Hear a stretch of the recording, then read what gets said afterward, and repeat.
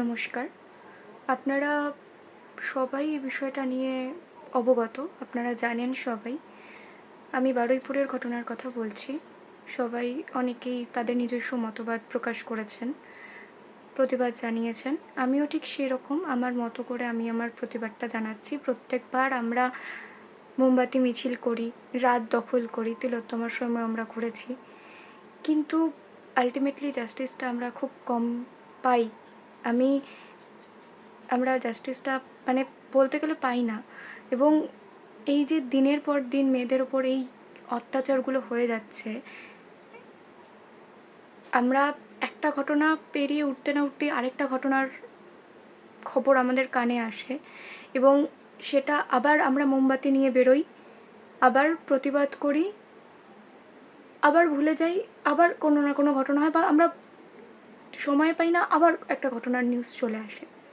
এবং সবথেকে যেটা মানে বেদনাদায়ক বিষয় সেটা হয় যে এই ঘটনাটা ঘটার পর মেয়েদের দিকে আঙুল তোলা হয়, বলা হয় হয়তো মেয়েটার ড্রেস খারাপ ছিল, মেয়েটার চরিত্র খারাপ ছিল, বা হয়তো রাত করে ফিরেছে, এত রাতে মেয়েরা কেন বাইরে থাকা হবে, মানে হয়তো তার ক্লিভেজ দেখা যাচ্ছিল বা এক্সেট্রা, মানে মেয়েদের দিকেই আঙুল তোলাটা হয় বেশিরভাগ সময় এখনকার দিনে।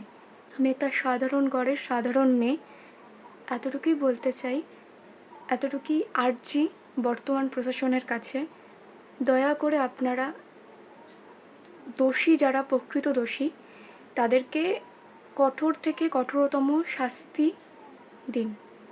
এবং যদি সম্ভব হয় আপনাদের পক্ষে প্লিজ এমন কোনো শাস্তি দেবেন যেটা সমাজের পক্ষে একটা দৃষ্টান্তমূলক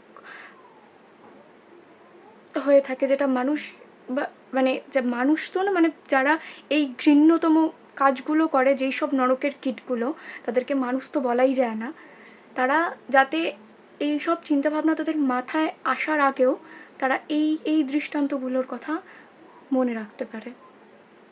এবং শুধু মানে রেপ হওয়াটা না শুধু ফিজিক্যাল টাচের মধ্যে পড়ে না।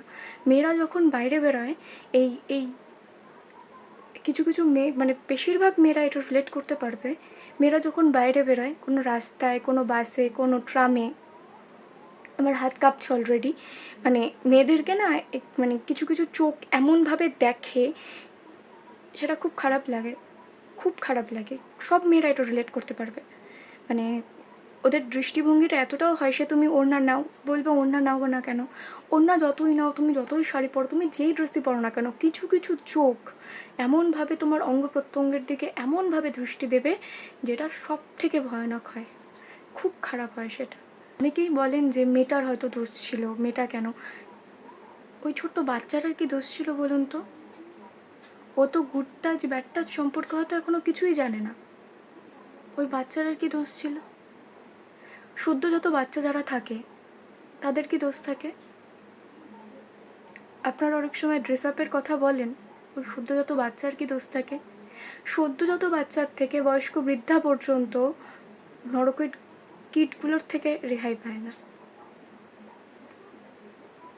তাই দয়া করে একটা সাধারণ ঘরের সাধারণ মেয়ে হিসেবে আবারও বলছি,